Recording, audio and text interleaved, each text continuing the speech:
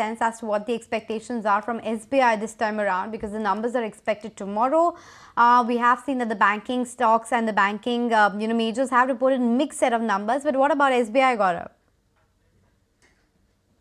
India's largest bank, SBI, is all set to come up with their second quarter's numbers. And when it comes to investors, they are expecting some kind of strong set of numbers from SBI, because when it comes to loans, they are expecting the loan book to grow at around 14 to 15%, which is higher than the overall industry. And that is the reason why we may see net interest income increasing almost by 5% on a year-on-year basis. Apart from that, when we talk about net interest margins, we may see a little bit of moderations. Net interest margins may go down a little, almost by 500 basis points. And the reason being that a partial impact will be seen because of the penal interest charges, and at the same time we may see some normalization also happening.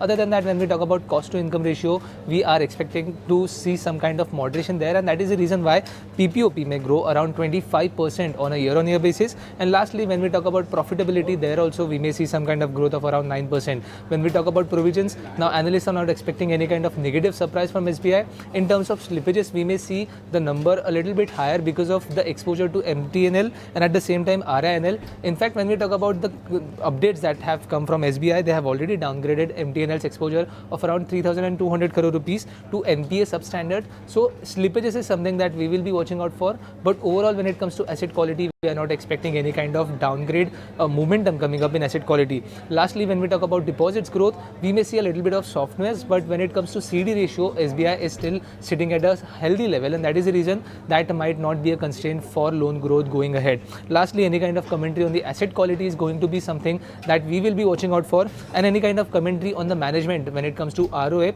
is something that will be key to watch out for in SBI. But all in all, a strong set of number is what we are expecting from SBI. If you like this video, then like, share and subscribe to ET Now.